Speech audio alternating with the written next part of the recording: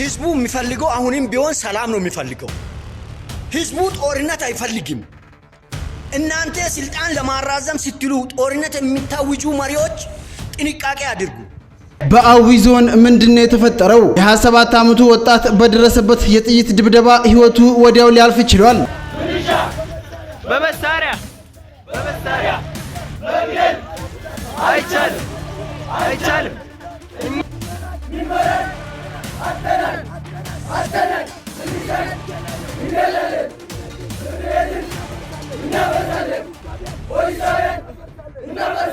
ዛሬም በምስራቅ አርሲ አንድ ካህን አግተው አርደው ወደ የሚያገለግልበት ደብር ልከውታል። ቤተ ክርስቲያናችን በቅኝ ግዛት ተይዛለች። በኋላ አልሰማንም አላየንም እንዳትሉ። እንዴት ህፃናት ይገደላሉ? እንዴት ሴቶች አጎንብሰው የዛሬን ይቅር በሉን እያሉ እየለመኑ እንዴት እናት ትገደላለች? እስቲ ሁላችን ይሄን እናስበው ወደ የቤታችን ቢገባ። ወለጋ ላይ የተፈናቀለው አብዛኛው የሞተው ሰው ሙስሊም ነው። 90% ከዛ በላይ ሙስሊም ነው የሚባል ማህበረሰብ ሲወልድ የአማራ ተወላጆች ሞቱ ነበር የሚባለው። አማራዎች በአማራነታቸው ተገደሉ ነው። አርሲ ላይ ሲመጡ ደግሞ አማራ አይደለም ስማቸው ክርስቲያን እንዲሆን ይደረጋል። ክርስቲያኖች የገደሉት እስላም በእስልምና ምክንያት የለም በኢትዮጵያ ውስጥ። ሮጦ የማያመልጥ ሽማግሌ አርዶ መጣል ጀግንነትም አይደለም። ይሄንን ማየት ቀፎናል። ሰላም ስሩልን። የሚያሳዝነው ነገር ዛሬም በምስራቅ አርሲ አንድ ቤተክርስቲያን አገልጋይ ካህንን ገድለው አርደው ወደሚያገለግልበት ደብር አስከሬኑን መልሰውታል። ሰላም የተወዳችሁ ቤተሰቦቼ እንዴት ናችሁ? ዛሬም በአዳዲስ ቪዲዮዎች ወደ እናንተ ተመልሼ መጥቻለሁ። ጫፍ ላይ ያሳየኋችሁ ቪዲዮዎች ሐሳቤን የምሰጥባቸው ቪዲዮዎች ናቸው። እንግዲህ በዚህ ወር በአርሲ ኦርቶዶክሳውያን ላይ እየደረሰ በነበረው ጭፍጨፋና በቤተ ክርስቲያን ላይ እየደረሰ በነበረው ቃጠሎ ጥሪያችንን እያስተላለፍን ነበረ። መከላከያ ሰራዊቱ ናችሁ፣ አንገታችሁ ላይ ማህተም ያጠለቃችሁ ኦርቶዶክሳውያን የላችሁም ወይ ያልን እየጮህን ነበረ። እንግዲህ መከላከያዎችም ድምጻቸውን እያሰሙ ይገኛሉ። በአሁን ሰዓት ህዝቡ ሰላም ነው የሚፈልገው፣ ጦርነት አይፈልግም ሲል አንድ መከላከያ ሰራዊት ወንድማችን ድምጹን እንግዲህ ሲያሰማ የሰማንበት ቪዲዮ አለ። እሱን ቪዲዮ ይዤላችሁ መጥቻለሁ። ሐሳቤንም እኔም እሰጥበታለሁ ማለት ነው። ሌላው በአዊ ዞን በአንድ በ27 ዓመት ወጣት ላይ በጥይት ተደብድቦ የተገደለ ወጣት አለ። ይሄን ወጣት የገደሉት ደግሞ የሚኒሻ አባሎች እንደሆኑ መረጃዎች የሚወጡ ነው የሚገኙትና ወጣቱ በአዊ ዞን ላይ ወጥቶ ሰላማዊ ሰልፉን እያከበረ ነው የሚገኘው ማለት ነው። ስለዚህ እኛም ፍትህ የማይሰጠን ከሆነ መንግስት እጁን ጣልቃ አስገብቶ በገዳዮቹ ሚኒሻዎች ላይ ቅጣት የማይሰጥ ከሆነ እኛም ሚኒሻዎችን እንገላለን፣ ትልልቅ ተቋማትንም እናቃጥላለን እያሉ ሰላማዊ ሰልፍ የወጡበት ቪዲዮ አለ። እሱንም ይዤላችሁ መጥቻለሁ ማለት ነው። ሌላው እንግዲህ አቡበከር ናስር የሚባል የእስልምና እምነት ተከታይ አባት ይመስለኛል እየተገደሉ ያሉት ኦርቶዶክሳውያኖች ሳይሆኑ የእስልምና እምነት ተከታዮች ናቸው። በአርሲም ላይ በወለጋም ላይ የተገደሉት የእስልምና እምነት ተከታዮች ናቸው። ግን ነገሩን አዙረው ወደ ኦርቶዶክሳውያን እየወሰዱት ነው እያለ እንግዲህ ትክክለኛ መረጃ ነው ወይስ አይደለም የሚለው ነገር አብረን የምንመለከት ነው የሆነው። ሌላው ከብፁዕ አባታችን ከአቡነ ጴጥሮስ ጋር ያገናኘው ነገር ስላለ ማለት ነው ሁለቱንም ቪዲዮ ይዤላችሁ መጥቻለሁ። እናየውና ሐሳቤን የምሰጥ ነው የሚሆነው። ሌላው እንግዲህ ብፁዕ አባታችን አቡነ ማትያስ ዛሬም የተናገሩት ቪዲዮ እንዳይወጣ ተደርጎ ነበረ፣ ግን የወጣ ቪዲዮ አለ ማለት ነው። ቤተክርስቲያናችን በቀኝ ግዛት ተይዛለች። በቀኝ ግዛት እንዴት ተያዘች ብላችሁ እንዳትጠይቁኝ፣ በቀኝ ግዛት የተያዘችው ደግሞ በራሷ በሰበሰበችው ገንዘብ ነው ሲሉ እንግዲህ ቪዲዮ አጋርተዋል። መረጃውም ወጥቷል ማለት ነው። ቤተሰቦቼ ሌሎች ቪዲዮዎችም አሉ። የብፁዕ አባታችን የአቡነ ሩፋኤል ጉዳይም በሱ ጉዳይም የምናወራ ነው የሚሆነው። ከእናንተ የሚጠበቀው ሚዲያውን ሰብስክራይብ፣ ቪዲዮዎችን ደግሞ ላይክ እና ሼር እያደረጋችሁ ለብዙ ለሚመለከታቸው አካላቶች ማድረስ ነው። ሰብስክራይብ ለምንድን ነው የማታደርጉት? አሁን ማርጉ። ቤተሰቦቼ ከምስራቅ አርሲው የኦርቶዶክሳውያን ጭፍጨፋ በስተጀርባ ማለት ነው የከታች የምትመለከታቸው ብፁዕ አባታችን አቡነ ሩፋኤል ይባላሉ ማለት ነው። በእንስሳቸው ጉዳይ በነገራችን ላይ በጣም መነጋገሪያ የሆነ ሶሻል ሚዲያ ላይ ይወጡ ያሉ ነገሮች አሉ። ከአሁን በፊትም ጽላት ወስደውብናል፣ ጽላት ሰርቀውናል። ስለዚህ የወርቅ ጽላት ስንትና ስንት ዓመት ሙሉ የኖረ የወርቅ ጽላት እነሱ ከመጡ በኋላ በእነሱ አማካኝነት ተዘርፎ እንዲሄድና ለራሳቸው ጥቅም እንዲውል በማድረግ በመባል የተከሰሱ ብፁዕ አባት ነበሩ።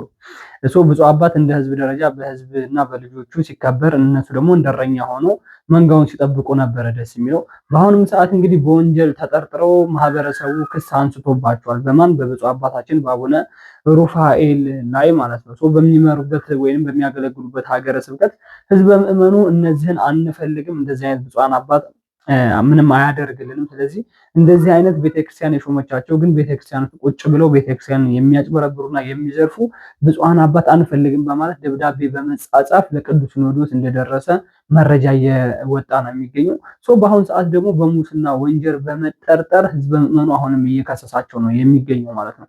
ከአራት ደብር ላይ 4 ሚሊዮን እስከ 5 ሚሊዮን ብር ሰብስበው ይዘው ጠፍተዋል እየተባለ አዳዲስ መረጃዎች እየወጡባቸው ነው የሚገኙት። በነገራችን ላይ በዚህ ጉዳይ ከታች የምትመለከቷቸው መረጃዎች፣ ከታች የምትመለከቷቸው ዘገባዎች እንዳለ ስለሳቸው ጉዳይ ስለሳቸው ወንጀል እየተዘረዘረ እየተሰራ ያለ ጉዳይ ነው። ሜቢ በነገራችን ላይ ከአንድ ዘማሪም የሰማሁት ነገር አለ። ከነሱ ከብፁዕ አባታችን ከአቡነ ሩፋኤል ቅርብ የሆነ ዘማሪ ቪዲዮ ሰርቶ ወደ ሶሻል ሚዲያ ላይ አምጥቶታል። እሱን ነገር ማውጣት ስላልፈለግኩ ይለው ትክክለኛ መረጃ ሳገኝ ግን ወደ እናንተ ማድረስ ነው የሚሆነው። ዘማሪውን በአካል የማውቀው ስለሆነ ሜቢ ብፁዕ አባታችን አቡነ ሩፋኤልን ይቀርባቸዋል።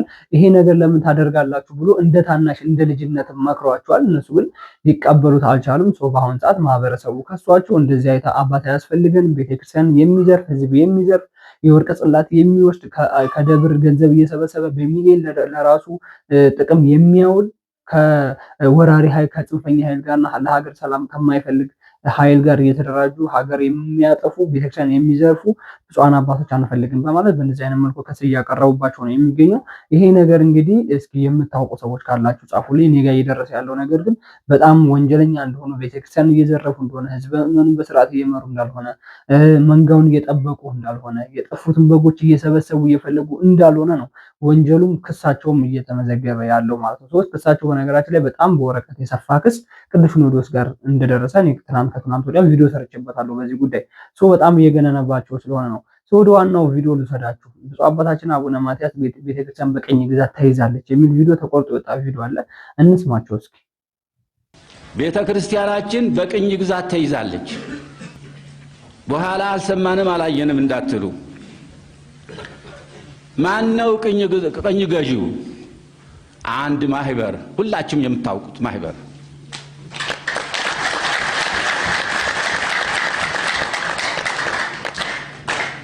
በምንድነው ወደ ቅኝ ግዛት የተዳረገችው? በገንዘብ፣ በራስዋ ገንዘብ ከራስዋ በተሰበሰበ ገንዘብ በቅኝ ግዛት እንድትገዛ አድርጓታል። እንግዲህ ብፁዕ አባታችን አቡነ ማትያስ ቅድስት ቤተክርስቲያን በቅኝ ግዛት እንደተያዘች፣ ቅድስት ቤተክርስቲያን በቅኝ ግዛት የያዟት ደግሞ በራሷ ገንዘብ እንደሆነ፣ ቤተክርስቲያን ውስጥ እዛው ቤተክርስቲያኗ ውስጥ የሚያገለግሉ አገልጋዮች እንደሆኑ ነው እያጋለጡና እየተናገሩ ያሉት። ከአሁን በፊት ብፁዕ አባታችን አቡነ ማትያስ እነሱ የተናገሩት ነገር፣ እነሱ የሚያወጡት ድምፅ፣ እነሱ ለቤተክርስቲያን ሲቆረቆሩና ለህዝበ ምዕመኑ ይድረስልኝ፣ ህዝበ ምዕመኑ ይድረሱልኝ፣ ያግዙኝ ብለው መረጃ ወይም መልእክት በሚያስተላልፉ ጊዜ ህዝበ ምዕመኑ ጋር እየደረሰ አልነበረም፣ ለሚመለከተው አካልም እየደረሰ አልነበረም።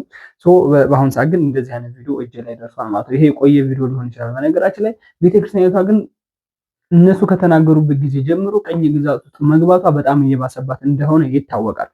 ቀኝ ግዛት ውስጥ እንድትገባ እያደረጉ ያሉትም ደግሞ ቤተክርስቲያን ውስጥ ያሉ አገልጋዮች ናቸው። በተለይ ቅዱስ ሲኖዶስ ውስጥ ያሉ፣ በተለይ ለቤተክርስቲያን የማያስቡ፣ ቤተክርስቲያን ለሁለት መሰንጠቅ አለባት፣ ወንበሩን እኛ መያዝ አለብን የሚሉ ጳጳሶች እንዳሉ እናውቃለን። ደግሞ ከአሁን በፊት ቤተክርስቲያን ጥቁር የለበሰችበት ጊዜ ስለምናውቅ ከነዛ ጥቁር ከሚለብሱ ማህበሮች ጥቁር ከሚለብሱ ህዝቦች መካከል እኛም አንዶቹ ስለሆነን ማለት ነው። እነማን ናቸው? ቤተክርስቲያን እንድትከፈል የሚፈልጉት፣ ቤተክርስቲያን በቀኝ ግዛት ስር እንድትወድቅ የሚፈልጉት ጳጳሶች እነማን ናቸው የሚለውን ነገር መዘርዘር ማውጣት ይቻላል። ቀላል ነገር ነው። ለምን ቤተክርስቲያን ውስጥ አሁን በምን አይነት ገንዘብ እየተቀጠረ እንደሆነ፣ ጳጳሶች የሆነ ቦታ ላይ ሄዶ እዛ ሀገረ ስብከት ላይ ሊቃነ ጳጳስ ሆኖ እንዲሾም ስንት ሚሊዮን ብር እንደሚከፍል የሚታወቅ ነገር ነው። አንድ ቤተክርስቲያን አስተዳዳሪ አንድ ቤተክርስቲያን ደብር ላይ ሄዶ እዛ ቤተክርስቲያን ላይ ለማስተዳደር ስንት ብር ከፍሎ እንደሆነ አስተዳዳሪ እንደሚሆን በጉቦ እንደሆነ የተሰራ ያለው ይታወቃል። ይሄ በነገራችን ላይ ይሄ ነገር ነው ቤተክርስቲያኒቷ በቀኝ ግዛት ስር እንድትወድቅ እያደረጋት ያለው፣ ቤተክርስቲያኒቷ እንድትረክስ እያደረጋት ያለው ይሄ ነገር ነው። ቤተክርስቲያንን እንጠብቃለን፣ ህዝበ ምዕመኑን እንባርካለን፣ መንጋውን እንሰበስባለን፣ የጠፉትን በጎችም እናመጣቸዋለን ብለው የሚያስቡ ግን ይሄን ነገር በቃላት ይናገሩታል እንጂ ተግባር ላይ የማያውሉት ብዙ የቤተክርስቲያን አባት ነን የሚሉ ብዙ የቤተክርስቲያን ጠባቂ ነን የሚሉ ሰዎች አሉ። ግን ለቤተክርስቲያኒቷ የማይጠቅሙ ከህዝቡ በላይ ቤተክርስቲያኒቷን የማይጠብቁ አባቶች እንዳሉ እናውቃለን። እነዚህ አባቶች ናቸው ቤተክርስቲያኒቷ በቀኝ ግዛት ስር እንድትወድቅ እያደረጓት ያለው። ቤተክርስቲያኒቷ ራሷ በሰጠቻቸው ገንዘብ ራሷ መሳሪያ እየተገዛ ቤተክርስቲያኒቷ እንድትጠቃ የተደረገ ያለው በነገራችን ላይ ቤተክርስቲያን ውስጥ ባሉ ሰዎች ነው። ቤተክርስቲያን ደሞዝ እየከፈለቻቸው ለቤተክርስቲያን ጠላት የሆኑ ሰዎች አሉ።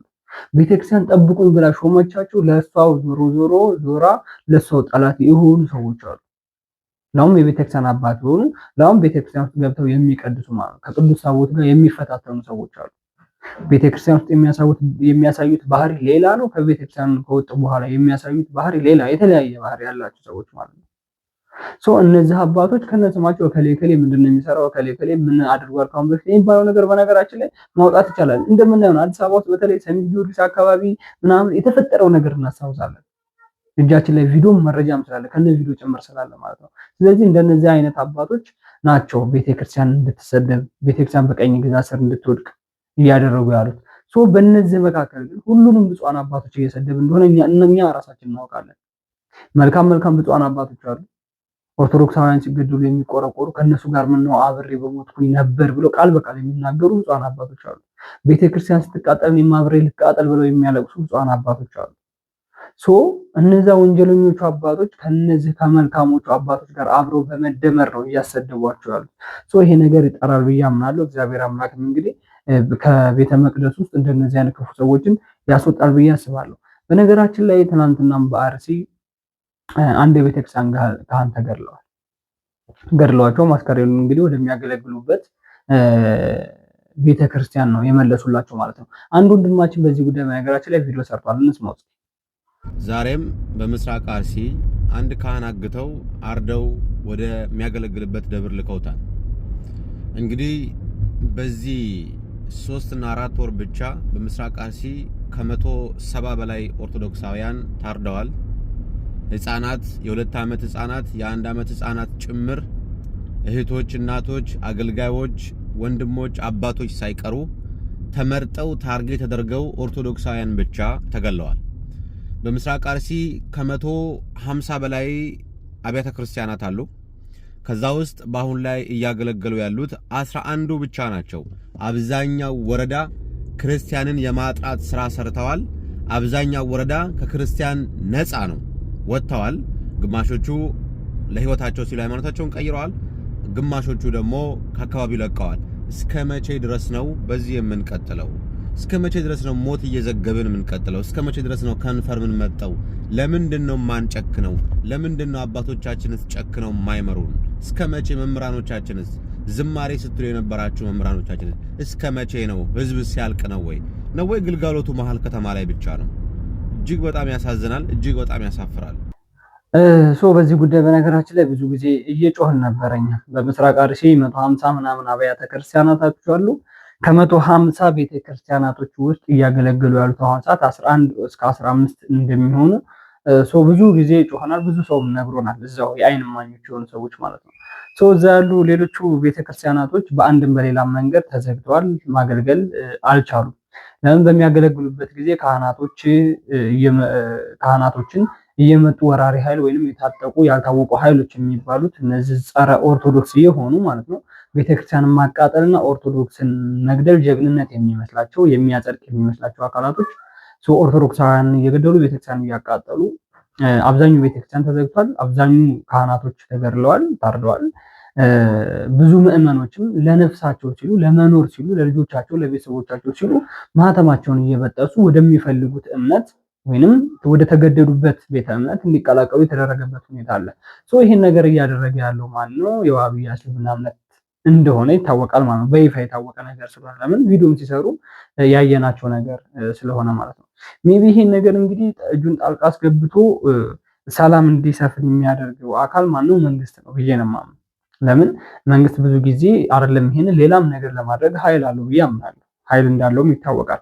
ሰው ግን በኦርቶዶክሳውያን ላይ በተለይ በኦሮሚያ ክልል የሚገኙ በአርሲ የሚገኙ ኦርቶዶክሳውያን ላይ ጥቃት ሲነጣጠርባቸው ዝም የሚባልበት ነገር ምን እንደሆነ እየገባኝ አይደለም።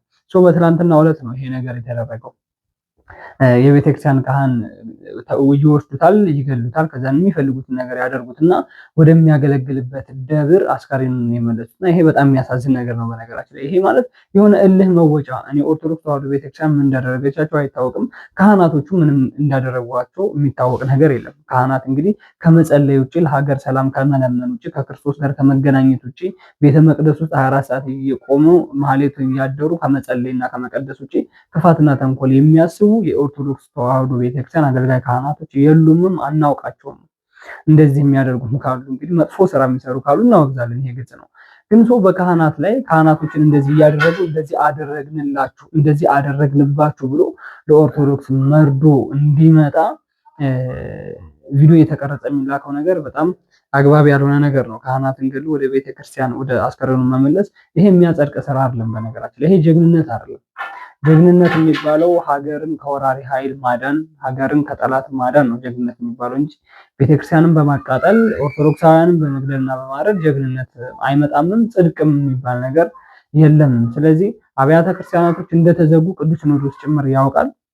ኢትዮጵያ ማህበረሰብ እንዳለ ያውቃል። በተለይ በአርሲ ኦርቶዶክሳውያን ላይ እየደረሰ ያለውን ጭፍጨፋና እየተዘጉ ያሉ ቤተክርስቲያኖች ይታወቃሉ። ሰው ከዛም አልፎ ተርፎ ግን ከ3 ቀን ከ4 ቀን በፊት 101 ዓመት የቆየ በጣም ታሪክና ተአምር እየሰራ ያለ ቤተክርስቲያን ነው የተቃጠለው ማለት ነው። ከተዘጉት መካከል ወይንም እያገለገሉት ካሉት መካከል አንደኛው ቤተክርስቲያን ይሄ የተቃጠለው ቤተክርስቲያን ነው። ስለዚህ ለዚህ መልስ የሚሰጠው አካል፣ ፍትህ የሚያሰፍነው አካል፣ ሰላም የሚያሰፍነው አካል ማን ነው? እስካሁን ድረስ ምንም አይነት ነገር ለዚህ ቤተክርስቲያን እንደዚህ እናደርጋለን እናንጻለን የምታነጹ አይደለም። የታነጸው ቤተክርስቲያን ነገ ከነገ ወዲያ ተመልሶ ሊቃጠል ይችላል። ዛሬ የተዘጉት 100 ምናምን ቤተክርስቲያናቶች የተዘጉበት ምክንያት ቀጣይ ቀስ በቀስ አንድ በአንድ እያደረጉ ሊያቃጥሏቸው አስበው ነው የሚሆኑት። ያ ነገር ባያስቡት ኖሮ ኦርቶዶክሳውያንን ማህተማቸውን በጥሱና ወደኛ ቤተ እምነት ኑ ብለው አያስገድዷቸውም ነበረ፣ ለማቃጠል ለመግደል ባይፈልጓቸው ማለት ነው። ስለዚህ ይሄ ነገር እስከመቼ እንደሆነ መፍትሄ እየሰጠ ያለ አካል እንደሌለ እያየን ነው። እኛም እየጮህን ነው። ቅዱስ ሲኖዶስም እንግዲህ መልሱ አጣሪ ኮሚቴ ይላካል። ሰላም ነው የሚባል ነገር አለ። ከመንገድ እንዲመለሱ የሚደረግበት ነገር አለ። ይህን ነገር መቋቋምና ጫና ፈጥረው ፍትህ እንዲሰፍን ማድረግ ይችላሉ ብዬ አስባለሁ። ቅዱስ ሲኖዶስ አባላት እስኪ በዚህ ጉዳይ በነገራችን ላይ አንድ አርቲስት ቸርነት መሰለኝና እባካችሁ እያለ ባለስልጣናትን እየለመነ ነው የሚገኘው።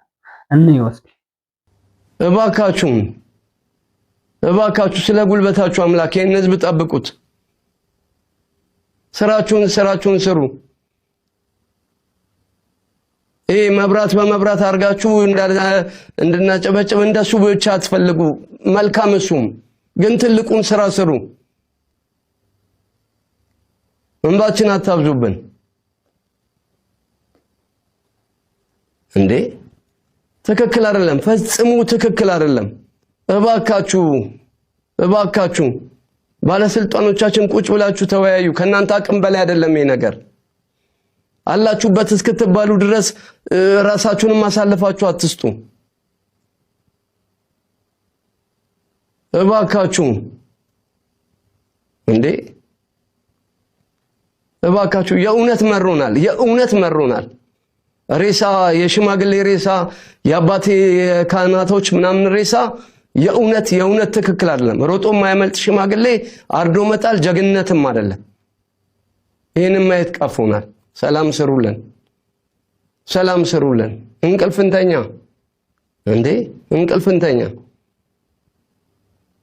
እንዲህ ነው የሚሰማኝ። ትክክል አይደለም ይሄ ነገር። አመሰግናለሁ።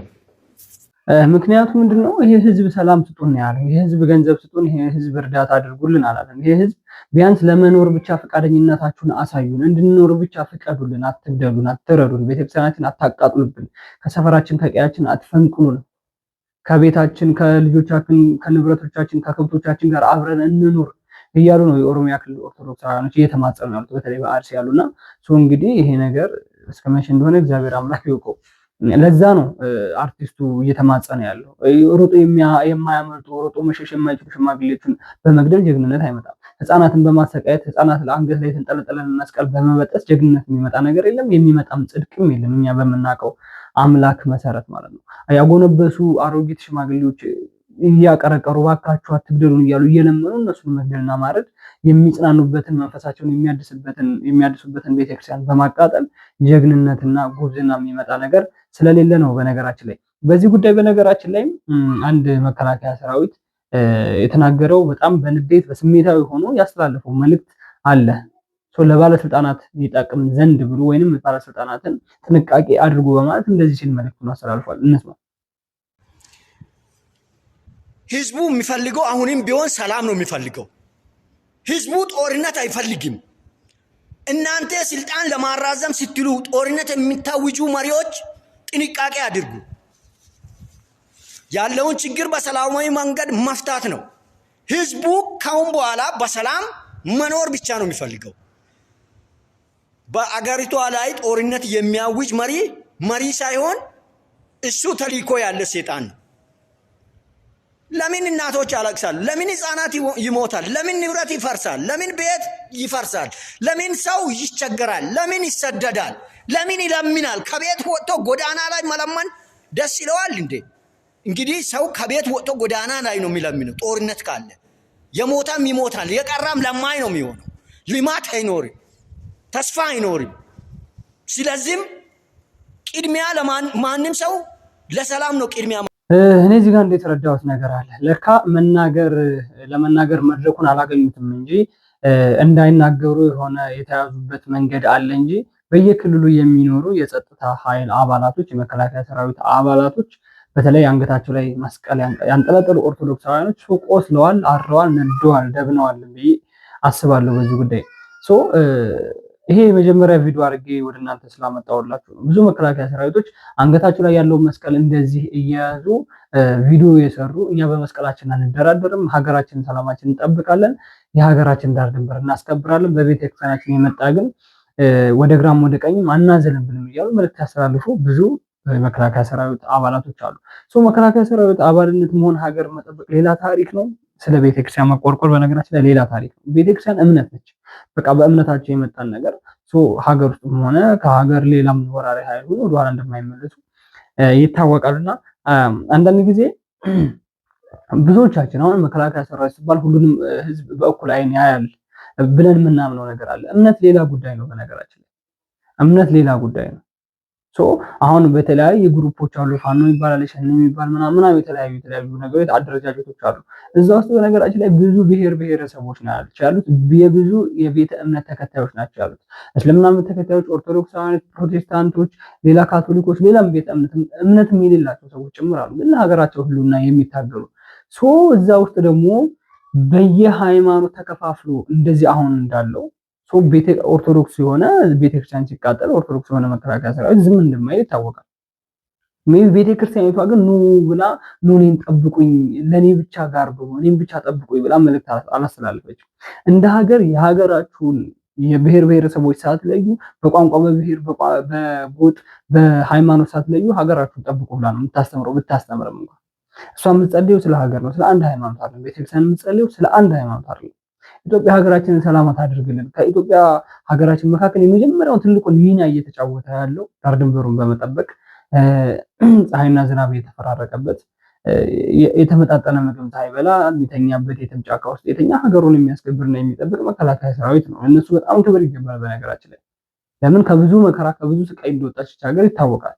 ከ3 ከ4 ከ5 ከ6 ዓመት በፊትም ያለውን ነገር የሚታወቅ ስለነበረ ማለት ነው። ስለዚህ ምን ያህል ተጽዕኖ እንደደረሰባቸው፣ ምን ያህል እንደመረራቸው፣ ምን ያህል መናገር እንደሚፈልጉና ለመናገር ግን መድረኩና ቦታውን እንዳላገኙ የሚያሳይ ቪዲዮ ነው። በነገራችን ላይ መናገር ሁሉም በየእምነቱ ተጎድቷል። ሁሉም በየእምነቱን ጫና ደርሶበታል። በየእምነቱ ግን መናገር ይፈልጋል። ጫና ደርሶብኛል፣ በቃ ለእምነቴ መቆም ፈልጋለሁ የሚሉ መከላከያ ሰራዊቶች አሉ። ቦታውና መድረኩን ያላገኙ አንዳንድ ግን መረር ብሎ የወጣ መከላከያ ሰራዊት እንደሆነ እንደምትመለከቱ አይነት ቪዲዮ ሰርቶ በአደባባይ ላይ እየተናገረ ያሉ ብዙ መከላከያ ሰራዊቶች አሉ ብዬ ልነግራችሁ እወዳለሁ። በነገራችን ላይ ካሁን በፊትም ፓርላማ ላይ ስለ ህፃናትና ስለሚሞቱ አረጋውያኖች እየተገደሉ ስላሉ እናቶች ፓርላማ ላይ ውይይት ነበርና እንደዚህ ብለው ተናገሩ ነበርና የገረመኝ ነገር ምንድነው? ወዴት ጠፉ እንደነዚህ አይነት ሰዎች ነው። በነገራችን ላይ እንመልከተው። እየደከም እየተገደል የወገኖቻችን መርዶ እየሰማን ነው በየቀኑ ያለ ነው። ስለዚህ ይሄን እየሰማን እኔ ራሴ ይሄን እየሰማው መቀጠል አልፈልግም። እንደ ምክር ቤት አባልነቴ ማለት ነው፣ እንደ ህዝብ ወኪልነቴ ከዚህ በፊት እንደነበረው አይ ድሮም ተሳስተን ነበር ማለት እኔ ሁለተኛ አልፈልግም። አሁን ነው እያረምን እያስተካከልን እየተናገርን መሄድ ያለብን። እንደ ምክር ቤት ደግሞ ይሄ ምክር ቤት ህዝቡ ሲኖር ነው የምንኖረው። በየአካባቢው ዛሬ እንግዲህ አንድ አካባቢ የአንድ ብሔር ይሆናል የተጠቃው፣ ሌላ ጊዜ ደግሞ ሌላ ማይኖሪቲ የሆነበት ጋር ደግሞ ይጠቃል። ምንም ረፍት የላቸውም ሰዎቹ። የትም ቦታ ይሄን እየሰሩ እንደሚቀጥሉ እኔ ምንም ጥርጥር የለኝም። እሱ ስለሆነ እንዴት ህፃናት ይገደላሉ? እንዴት ሴቶች አጎንብሰው የዛሬን ይቅር በሉን እያሉ እየለመኑ እንዴት እናት ትገደላለች? እስቲ ሁላችን ይሄን እናስበው። ወደ የቤታችን ቢገባ ምንድነው የሚሰማን? በእውነት ሰውነታችን የምንጠላበት እኔ ራሴ ሰው መሆኔን የጠላሁበት ጊዜ ነው። አመራር ሁኜ በዚህ ሰዓት እዚህ መገኘቴን የጠላሁበት ወቅት ነው። ምክንያቱም የህዝቤን ሰላምና ደህንነት ካላስጠበቅኩ መኖራችን መንግስት ምክር ቤት መኖራችን ምንድነው የሚጠቅመው? ስለዚህ በዚህ መንገድ አስበን እንደ ምክር ቤትም ቁርጥ ያለ አቋም ይዘን መንግስትን እርምጃ እኛ ገብተን እሱን ልንወስድ አንችልም፣ ኃላፊነታችን የኛ ስላልሆነ። ግን መከላከያ ምንድነው የሚሰራው? ሰላም ሚኒስቴር ምንድነው የሚሰራው? መንግስት ምንድነው የሚሰራው? በህገ መንግስት የተሰጠው እኮ የመንግስት ስልጣን የህዝቡን ልማት፣ እድገት፣ ብልጽግና ምናምን ከህዝብ ደህንነት በኋላ ነው የሚመጣ። ለመሬቱ አይደለም እኮ ብልጽግና፣ ለህዝብ ነው። ህዝብ ደግሞ ሲኖር ነው መጀመሪያ ወጥቶ መግባት ሲችል።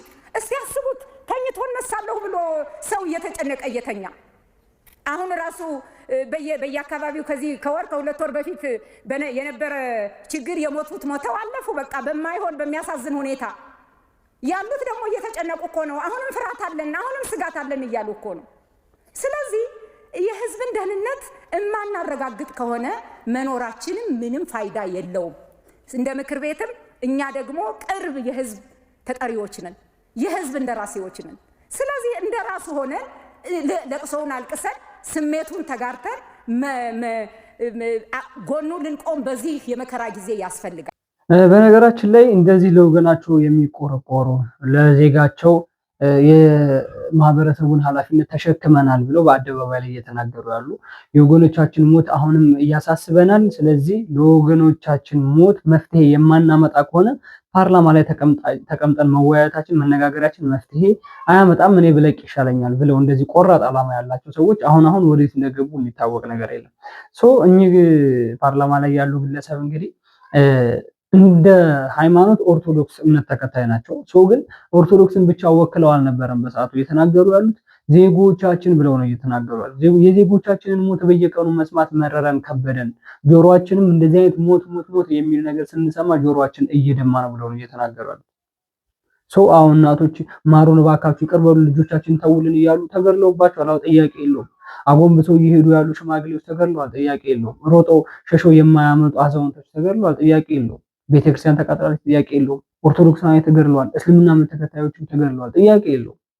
ያንን በማካተት ነው በነገራችን የወገኖቻችን ሞት የማያሳስበን ከሆነ እኛ ፓርላማ መወያየት ትርጉም አያመጣም እያሉ ያሉ ትናንት አሁን የምናወራው በዚህ ወር ብቻ የተፈጠረው ስንትና ስንት ኦርቶዶክሳውያን ናቸው የሞቱ። ምናልባት በእነዚህ ኦርቶዶክሳውያኖች መካከል እስልምና እምነት ተከታዮችም ሌሎች ቤተ እምነት ተከታዮችም ሊኖሩ ይችላሉ። ግን ብሶ ገኖ አየር ላይ ወጥቶ ያለው የኦርቶዶክሳውያን ነው። ኦርቶዶክሳውያኖች ደግሞ የሚያመልኩበት ክርስቶስን የሚያከብሩበት ሲከፋቸው ሄደው የሚጽናኑበት መንፈሳቸውን የሚያድሱበት ስጋው ደግሞ የሚቀበሉበት ቅድስት ቤተክርስቲያን የተቃጠለባቸው ይሄ እንደዚህ አይነት ህመም እያለ ሌላ ከዚህ በላይ ህመም የለም በነገራችን ላይ። ስለዚህ እነዚህ ፓርላማ ላይ እየተናገሩ ያሉ ግለሰብ አሁን ደግሞ ፓርላማ ላይ ቢኖሩ ኖሮ ምን አይነት ስሜት ኖሯቸው ሊናገሩ ይችሉ ነበር የሚለውን ነገር ማሰብ ይከብዳል ብዬ አላምንም። በቃ ማሰብ አይከብድም። የዛኔ እንደዚህ ተናግረዋል። አሁን ቢሆን ይችላል። አሁን ቤተክርስቲያን እየተቃጠለ እነዚህ ፓርላማ ላይ እነዚህ ግለሰብ ቢኖሩስ መናገር የተከለከለበት ጊዜ ሊሆን ይችላል በነገራችን ላይ በአሁን ሰዓት እና ምንድነው አሁን ትልቁ ነገር ምንድነው? ሰላም ስጡን ነው እያሉ ያሉት። ምናልባት መንግስት መቆጣጠር አቅቶት ሊሆን ይችላል። ምናልባት ጫካ ውስጥ ተደራጅቶ የገባ ቡድን ሊሆን ይችላል። ምናልባት ሰላም የማይፈልግ ወንበር የሚፈልግ ወንበሩን ከያዘ በኋላ እንደፈለገ የረገጠ መምራት የሚፈልግ ቡድን አለ። ጥያቄ የለውም። ያንን ቡድን ግን መንግስት ማጽዳት ይችላል ወይስ አይችልም የሚለው ነገር ነው ትልቁ ጥያቄ ውስጥ የገባው። ለምን ኮሽ ባለ ቁጥር ማህበረሰቡ አሁን ሰዓት ምን መጣብን እያሉ ነው። እዛ አርሲ ያሉ ኦርቶዶክሳውያን በአሁን ሰዓት ጓራቸው ኮሽ ባለ ቁጥር ምን መጣብን ደግሞ ዛሬ ብለው እያለቀሱ ነው። ልጆቻቸው ታግተውባቸው በሚሊዮን እየተጠየቁ ነው። የታገቱባቸው ልጆች እንኳን እግዚአብሔር አምላክ ያስፈታል ብለው እንዳይጸልዩ ቤተክርስቲያናቸው የተቃጠለባቸው ነው። ከብቶቻቸውን ሸጠው እንኳን ለታገቱባቸው ልጆች ብር ከፍለው እንዳያስለቅቋቸው ከብቶቻቸውን ወስደው እያረዱባቸው ነው። ይሄ ጥያቄ የለውም፣ እየታየ ያለ ነገር ስለሆነ እዛ ለምነው እንኳን እንዳይኖሩ ጫካ ውስጥ እንዲገቡ እያስገደዷቸው ነው። በሃይማኖታቸው እንዳይጸልዩ አንገታቸው ላይ ያለውን ማህተም እንዲበጥሱ እያስገደዷቸው ነው። ቪዲዮ ስላለ የሚዋሽ ነገርም ስላልሆነ ማለት ነው። ይሄ ነገር ተሰብስቦ ግፉና መከራው በጣም ስለበዛ ነው ወጣቱ ብሎ እየወጣ ያለው በነገራችን ላይ። በዚህ ጉዳይ አንድ ቪዲዮ ላሳያችሁና ከዚህ ቪዲዮ ቀጣይ የማሳያችሁ አንድ ወጣት በጥይት ተደብድቦ የተገደለበት ሁኔታ አለ። ግን ወደዛ ወደ ወጣቱ ከመሄዳችን በፊት የእስልምና ተከታይ አባት ሆኑት ናስር አቡበከር ነው ምናምን የሚባለው እንግዲህ እየተገደሉ ያሉት በአሁኑ ሰዓት ኦርቶዶክሳውያኖች አይደሉም፣ እየተገደሉ ያሉት እስልምና ተከታዮች ነው ብሎ በእንደዚህ አይነት መልኩ እንግዲህ ኢንተርቪው ሲደረግ ሰምተናል። እንስማው እስኪ። ወለጋ ላይ የተፈናቀለው አብዛኛው የሞተው ሰው ሙስሊም ነው። 90% ከዛ በላይ ሙስሊም ነው የሚባል ማህበረሰብ ሲወልስ የአማራ ተወላጆች ሞቱ ነበር የሚባለው። አማራዎች በአማራነታቸው ተገደሉ ነው። አርሲ ላይ ሲመጡ ደግሞ አማራ አይደለም ስማቸው ክርስቲያን እንዲሆን ይደረጋል። ትናንትና እነዛ አብዛኛው ሙስሊም የሆኑ ዛሬ በአማራ ክልል በተለያየ ቦታ በመጠለያ ጣቢያዎች ላይ ተፈናቅለው ከቤት ንብረታቸው ወጥተው አገር ብለው በኖሩባት በተወለዱባት ቀይ ላይ መኖሪያ አጥተው ዛሬ የወደቁ ወንድሞቻችን በየመፈናቀያ ጣቢያዎች ውስጥ ማቆያ ጣቢያዎች ውስጥ ይገኛሉ። አብዛኞቹ ሙስሊሞች ናቸው። ስለነዛ ሲወራ ሰላማዊ ይወራል። በተቃራኒው ደግሞ የምንፈልገው ነገር ሲመጣ እዚህ ቦታ ላይ ሲመጣ ደግሞ ክርስቲያን ነው የሚባለው። እንደዚህ አይነት ሁለት የተዛቡ እና ለጋራ ለግል ፍላጎት የምንፈልገው ነገር ለማሳካት የሚደረግ ጥረት እኛ በየትኛውም መልኩ እዚህ ላይ አብሮ መነሳት አለበት ብዬ ማምነው። በአገሪቱ ውስጥ ባሳለፍንባቸው ወቅቶች ውስጥ የደረሱ ፈተናዎች አሉ። እንደ ሙስሊም አገሪቱ ላይ ትልቅ ገፈት ቀማሽ ዋጋ የከፈለን ህዝቦች ነን ብለን እናምናለን። ህዝብን ተነሳ ተጫረስ ጠፍተሃል አይባልም። እንዴት አንድ ሃይማኖት መሪ በዚህ ልክ ይሄዳል? እንዴት በዚህ ልክ ይነሳል? ነውር እኮ ነው። አንዳንድ ጊዜ አንተ የሌለህን ነገር ለማምጣት ትናንት አንድ ጳጳስ የሚናገሩት ንግግር እየሰማሁ ነበር። በኢትዮጵያ ታሪክ ላይ የተጨፈጨፈ እስላም የለም። አጼ ዮሐንስ የሚሆን ሌሎች አጼዎች ያደረጉት በደል የለም። አንተ ወይ ታሪክ አዋቂ ሆነ እዚች ሀገር ላይ ታሪክን የጻፉ ሙስሊም ያልሆኑ ሰዎች የጻፉትን ታሪክ እንኳን መለስ ብሎ ማንበብ የሃይማኖት አባትን ያክል የጵጵስና ማዕረግ ያክል የተሸከመ ሰው የሚያወራውን ነገር አንደበቱን ቢያንስ ሊገራ የሚችልበትን ተግባር ማውራት ይገባዋል። ህዝብን ቢያንስ የግል ፍላጎቴንና ስሜቴን ለመግለጽ የምፈልገውን ዓላማ ለማሳካትና ህዝብን ተነስ ብለህ ለመቀስቀስ የሐሰት ትርክትን እየፈጠርክና እያወራ ከእውነታውና ከታሪክ ውጭ በሆነ መልኩ ምድር ላይ የሌለ ነገርን እየፈጠርክ እንዴት ብለህ ነው ስለ ቦሩ ጉባኤ በየትኛው የታሪክ እውነታ ነው ልትክድ የምትችለው? የለም እኮ ይሄ እስልምና ተከታይ እንግዲህ ኡስታዝ አቡበከር ናስር የሚባል ወለጋ ላይ እስልምና ተከታዮች ያለቁት አርሲ ላይ የእስልምና ተከታዮች ናቸው ያለቁት። ወደ አርሲ ሲመጣ ግን ክርስቲያኖች ናቸው ወይም ኦርቶዶክሳውያኖች ናቸው ተብሎ ስማቸው እየተቀየረ ነው እና አማራ ናቸው ተብሎ ስማቸው እየተቀየረ ነው ብሎ ታሪክን የጻፉ ሙስሊም ያልሆኑ ሰዎች ሐሳቤን ጠቅላላ አድርጌታለሁ። በነገራችን ላይ ስለ አባታችን ስለሆነ ጴጥሮስም የተናገረው ነገር ስለ አባታችን ጴጥሮስ ምንድነው ያሉት የሚሆን ነገር ማሳያችሁ ይችላል። እንግዲህ አርሲ ላይ የተቃጠለው የፍላጎቴንና ስሜቴን ለመግለጽ 101 ዓመት ዓላማ ለማሳካትና ህዝብ ቤተክርስቲያን የተቃጠለው የእስልምና መስጊድ አይደለም። ኦርቶዶክሳውያኖች ናቸው ውጭ በሆኑ እየጮሁ ምድር ላይ የሌለ ነገርን እየፈጠሩ ቪዲዮም እየላኩልን ያሉት ኦርቶዶክሳውያኖች ናቸው። ልጅ የተገደለበት ስለ ቦሩ ጉባኤ በየትኛው የታሪክ ሁኔታ ልትከተል አልሰማንም። በነገራችን ላይ መከራከር የሚፈለግ ከሆነ ማለት ነው ይሄን ነገር ግን ለምን ወደ እስልምና እንደሚያመጡትና እስልምናዎች ናቸው እየሞቱ ያሉት የሚለው ነገር በነገራችን ላይ ይሄ ነገር የመጣው በነገራችን ላይ በጣም የሚያመጣውና የሚያከራክረው ነገር ኦርቶዶክሳውያን እየገደሏቸው ያሉት እስልምናዎች እንደሆኑ የሚያሳይ መረጃ ነው። በነገራችን ላይ በዚህ ጉዳይ ሐሳቤን ጠቅለል አደርግበታለሁ። ሁለተኛ ላይ አንድ አባት ሲናገሩ የሰማሁት ነገር ብሎ የተናገሩ ነገር አለ። ብፁዕ አባታችን ናቸው። ብፁዕ አባታችን አቡነ ጴጥሮስ ምንድን ነበር የተናገሩት? እንስማቸው። በነገራችን ላይ እና ሐሳቤን ጠቅልል አድርገን መናገር ስለፈልግ ነው። እንስማው። ክርስቲያኖች የገደሉት እስላም በእስልምና ምክንያት የለም በኢትዮጵያ ውስጥ። እነ አፄ ዮሐንስ ያደረጉትን የተወሰነች ነገር ናት እኮ እሷም እኮ ገለው ሳይሆን አጠቃላይ በፈቃደኝነት ያደረጉትን ነገር ነው ማለት ነው። እንዲያውም ክርስቲያን አድርገው ንጉስ ያደረጓቸው ንጉስ ሁሴን የሚባሉ ወደ ከፍተኛ ስልጣን ይሄዱ የተገደለ የለም። በነገራችን ላይ ኡስታዝ የተናገሩትና ብፁዕ አባታችን የተናገሩት ነገር በጣም የተለያየና ተቃራኒ የሆነ ነገር በኢትዮጵያ ታሪክ ውስጥ ለምን እስልምና እምነት ትከተላለህ ተብሎ የተገደለ በኢትዮጵያ ኦርቶዶክስ እምነት ተከታይ የተገደለ እስልምና እምነት የሚከተል ግለሰብ የለም። በነ አፄ ኃይለ ሥላሴ ዘመነ መንግስት ጊዜ የተደረገው እስልምና እምነት ተከታይ ሆነው መንገስ ይፈልጋሉ፣ ግን ወደ ክርስትና ኑና ትነግሳላችሁ ተብሎ በእንደዚህ አይነት መንገድ ነበር በነ አፄ ዮሐንስ ዘመነ መንግስት የተደረገው ይሄ እንጂ ተገድለው አይደለም። ንግስናን ፈለጉ፣ ንግስናን ከፈለጋችሁ ኦርቶዶክስ ሆኑ አይን ነገር ተባሉ፣ ኦርቶዶክስ ሆኑ፣ ንግስናን ተቀብለው አለቀ። በዛ ጊዜ እንደዛ አይነት ታሪክ ነው የተደረገው። በነገራችን ላይ ሁለቱ ተቃራኒ የሆነበት ሐሳብ ነው። እስልምና እምነት ተከታይ ሆኖ ግን ኦርቶዶክስ ይገደላል። ቪዲዮ ስላለ እጃችን ላይ ምንም የሚያጨቃጭቅ ነገር የለውም፣ የሚያጠያይቅም ነገር የለውም። ኦርቶዶክሳውያኖችን እናጠፋለን ቃል በቃል እየተናገሩ ቃል በቃል ምናልባት በእስልምና እምነት ተከታዮች እየተነገደ ነው፣ በእስልምና እምነት እየተነገደ ነው፣ ያልተነገደ ነው፣ እሱ የነሱ ጉዳይ ሊሆን ይችላል።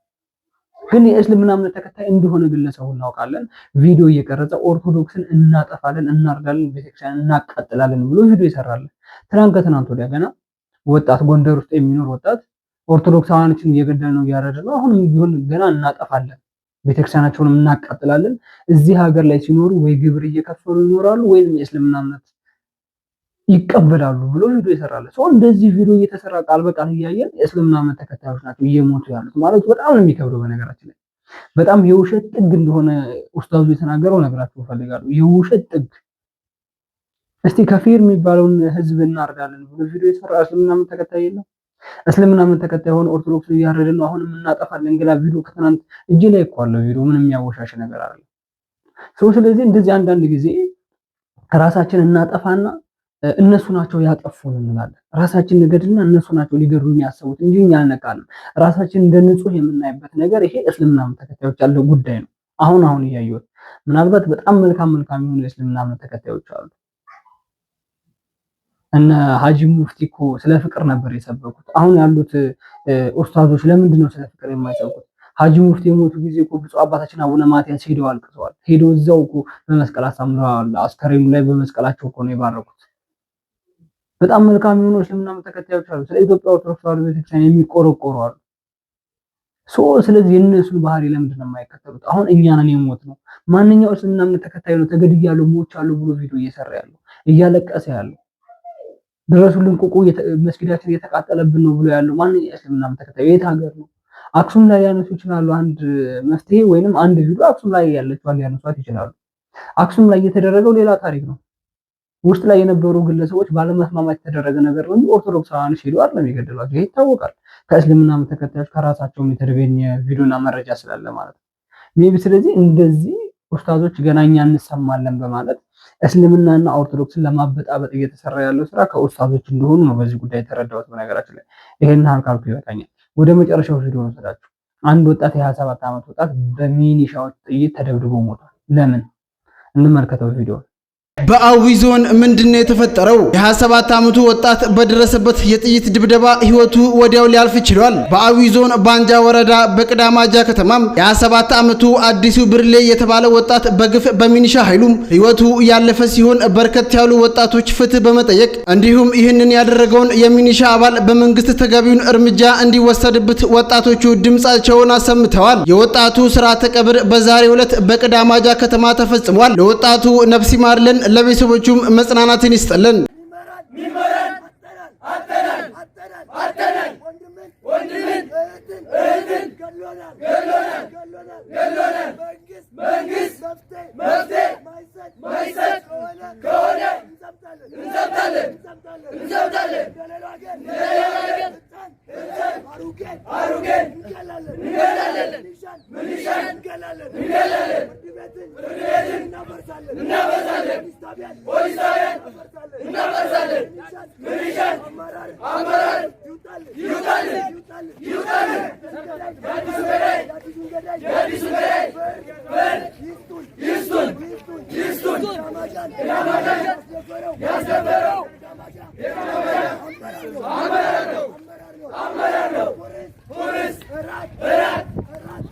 ቤተሰቦቼ የመጨረሻው ቪዲዮ ይሄንን ይመስላል።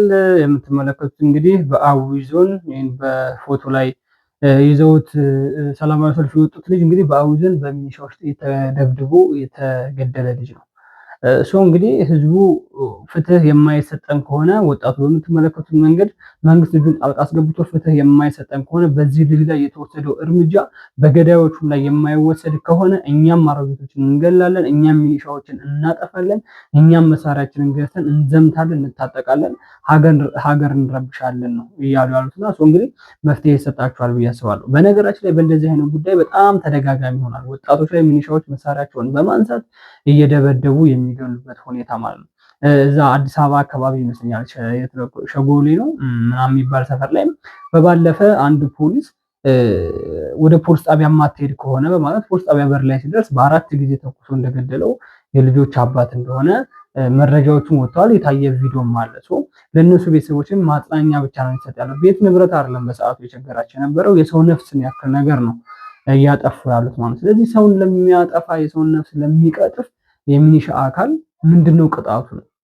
ሜቢ እነዚህ ሚኒሻዎች እኮ የዛን ዜጋ መብት ያስከብራሉ፣ ለማህበረሰቡ ህልውና ይጠብቃሉ፣ የሀገራቸውን ዳር ድንበር ያስከብራሉ፣ ወራሪ ጠላትን ወደኋላ ይመልሳሉ ተብሎ መንግስት ደሞዝ እየከፈላቸው ያከበራቸው ያሰለጠናቸው ግለሰቦች ናቸው። በእንደዚህ አይነት መልኩ ሄደው ወጣቱ ላይ እልህ የሚወጡት ማለት ነው። ጠላትህ ላይ ነው እልህን ተወጣ ተብለህ የምትላቀው እንጂ ሰላም የሚኖር ወጣት ላይ ተንቀሳቅሶ የሚሰራ ሮጦ የሚበላ ወጣት ላይ ጠመንጃህን ስበህ እንድትገለው እንድትደበድቡ አይደለም መሳሪያ መንግስት የሚያስታጥቃቸው። ስለዚህ እንደዚህ አይነት ጋጦጥ የሆኑ ሚኒሻዎች አሉ። እንደዚህ አይነት ይሄ መንግስት አክብሮ ይሾማቸው ማህበረሰቤን ጠብቁ ብሎ በስርዓት አሰልጥኖ የለቀቃቸው ወጣቱ ላይ ግን እያሰቃዩ ወጣቱን እልሃቸውን እየተወጡ ከማህበረሰቡ ገንዘብ እየዘረፉ እያሉ እንዳሉ ይታወቃልና ይሄ ደግሞ እንግዲህ በጌዲዮ ዞን የተፈጠረ ነገር ነው። ይሄ ነገር በአማራ ክልል በኦሮሚያ ክልልም በአዲስ አበባ ውስጥ የተፈጠረ ያለ ነገር ስለሆነ በነገራችን ላይ ይሄ በተደጋጋሚ ሰርተንበታል። በፖሊስ እጅ የተገደለ በቪዲዮ የተቀረጸ በትራፊክ ሲደበደብ የሚታያለ ፖሊሶች ሽጉጥ እያወጡ ሲያስፈራሯቸው ይሄ በጣም ብዙ የተስፋፋ ነገር አለ። ስለዚህ የመንግስት አካላቶች ይሄን ነገር በጣም ጥንቃቄ ቢያደርጉበት የተሻለ ይሆናል ብዬ ስለማምን ነው። ለምን እየተወቀሰ እየተሰደበ ያለው መከላከያ ሰራዊት ነው። በዚህ ስም እየተወቀሰ እየተሰደበ ያለው አሰልጥነሃል ተብሎ አሰልጥነህ ለእኛ ጠላት ላክልን እያሉ እየወቀሱት ያለው መንግስትን ነው። ሰላማዊ ሰልፍ እየተወጣ ያለው ደግሞ ፖሊሶች ላይ ሳይሆን መንግስት ላይ ነው። ፍትህ መፍትሄ አምጣልን ተብሎ ነው እየተወቀሰ ያለው። አንድ የመንግስት አካል ባጠፋው ሁሉም የሀገር መከላከያ ሰራዊት ነው የተሰደበ ያለው። መከላከያ ሰራዊት ውስጥ ፍቅር አለ እናውቃለን። አንድ የመከላከያ ሰራዊት አፈንግጦ የወጣ ማህበረሰቡን የሚያሰቃይ ከሆነ በሱ ስም ብዙ መከላከያ ሰራዊቶች ናቸው የተሰደቡና እየተነቀፉ ያሉት። ይሄ ነገር እንግዲህ ከአግባብ ቢሆን መንግስት እጁን ጣልቃ ቢያስገባ ብዬ መልእክት ማስተላለፍ ፈልጋለሁ። ቤተሰቦቼ የዛሬው ቪዲዮ ይህንን ይመስላል። ቀጣይ ደግሞ በአዳዲስ መረጃዎች በአዳዲስ ቪዲዮዎች ተመልሰን የምንገናኝ ነው የሚሆነው። አሁንም ስለ ቤተክርስቲያን ድምፅ መሆናችንን አሁንም ስለ ቤተክርስቲያን መጮሃችንን አናቆም። ቤተክርስቲያን ሰላማን አገኘች ድረስ እኛም ድምጻችን እናሰማለን። ይሄን ሚዲያ ሰብስክራይብ አድርጉ። ቪዲዮቹን ደግሞ ላይክ እና ሼር እያደረጋችሁ ለብዙ ኦርቶዶክሳውያን አድርሱልኝ።